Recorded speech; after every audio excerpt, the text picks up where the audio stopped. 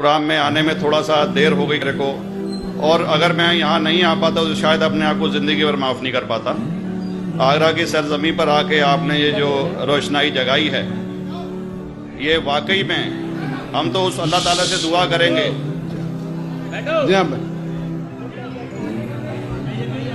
अल्लाह ताला से दुआ करेंगे कि आप जैसे 10-20 और नेक दिल और इतने पढ़े लिखे, इतने इंटेलेक्चुअल आदमी और पैदा करें, जिससे कि जाके आप भारत का कोना कोना, देश का कोना कोना रोशन करें।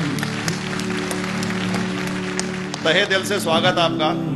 मेरा एक छोटा सा सवाल से पहले थोड़ा सा, एक हमारे भी गुरु ग्रंथ साहब के अंदर गुरु नानक साहब ने पूरी दुनिया का चक्कर लगाया, जिसके अंदर मक्का मदीना भी शामिल है।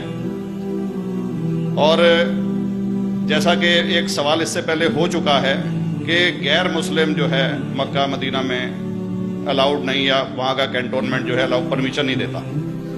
मगर ये तो तय है, आप मानते हैं, इस्लाम मानता है, हम मानते हैं, हमारे ग्रंथों के अंदर दर्ज है।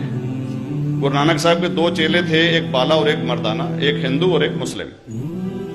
मर्दाना की बहुत ख्वाहिश थी कि मुसलमान जब तक पूरा मुसलमान नहीं कहलाने का हकदार, जब तक कि वो काबा का दर्शन ना कराए, तो गुरु नानक साहब उसको लेके और काबा गए।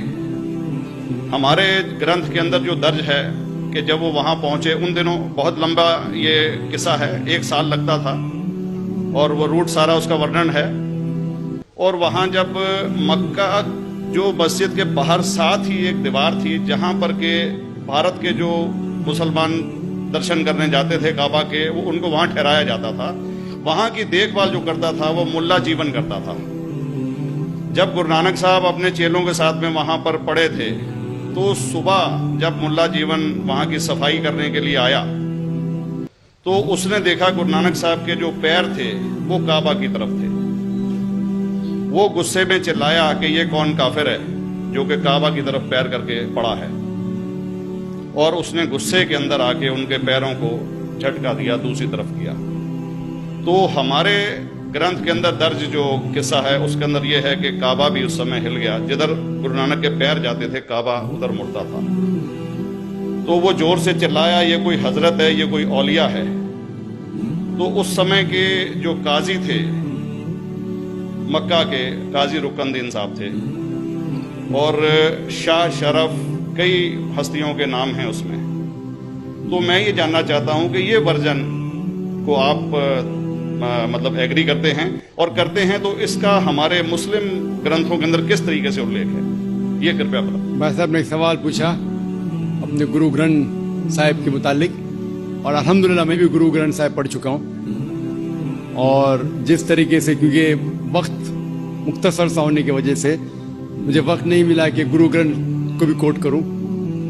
आपका सवाल का जवाब देने के पहले मैं आपसे ज़्यादा चाहूँगा कि इवन गुरु ग्रंथ की किताब पढ़ेंगे आप, ग्रंथ जिसे आदि ग्रंथ कहते हैं, और कोई सिख से पूछेंगे कि खुदा का तसव्वुर क्या है, सबसे बेहतरीन जवाब को ऐसे ही दे सकेगा, वो आपको कोट करेंगे जापू जी, जो गुरु ग्रंथ साहिब आदि ग्रंथ के सबसे पहले चैप्टर है, सबसे पहला श्लोक, जिसके कहते हैं जापू जी, जिसके मानी है कि God is true, he is only one, he is not begotten and is free from fear and want. क्योंकि मैंने अंग्रेजी में पढ़ा हूं, इसलिए मैं अंग्रेजी में उसे कह रहा हूं कि खुदा एक ही है, वो हक है, और वो न किसी को जना है न किसी को जनेगा, और वो इमॉर्टल है, ना कभी मर सकता है। और इसको सिखिज्म में जो खुदा को कहते हैं Omkara, in manifest form is Omkara and unmanifest form is एक ओमकारा।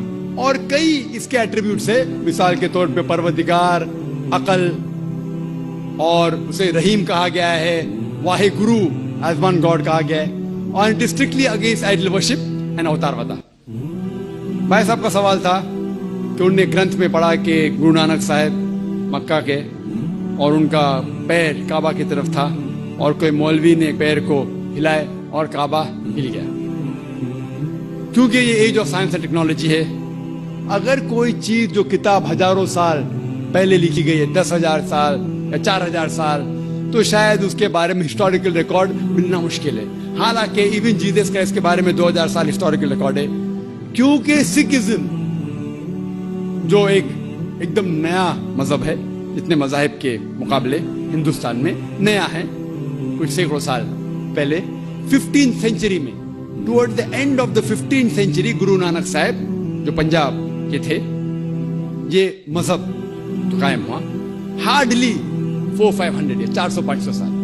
और अगर ये मान लो, सपोज मिसाल के तौर पे मान लो, मैं क्यों कह रहा हूं कि मैं नहीं चाहता हूं किसी को बुरा लगे, मान लो ये सच है, मान लो अगर 400-500 साल पहले अगर ये होता था कि काबा इधर से उधर हिल जाता था, तो हिस्टोरिकल रिकॉर्ड में बिल्कुल लिखा होता था। और कई हिस्टोरिकल रिकॉर्ड में ये नहीं कि काबा हिला इधर उधर, कई हिस्टोरिकल रिकॉर्ड आप देखेंगे। हिस्ट्री इतनी अल्हम्दुलिल्लाह 800-900 साल पहले, 1000 साल पहले जो मुगल ने किए, बिल्कुल लिखा हुआ हिस्टोरिकल रिकॉर्ड में। तो ये कहना कि गुरु नानक साहब वहां गए और काबा हिल गया, ये बिल्कुल साइंस के खिलाफ है, क्योंकि साइंस में कोई भी रिकॉर्ड नहीं है, वहां के देश के रिकॉर्ड में कहीं भी नहीं कि काबा हिला।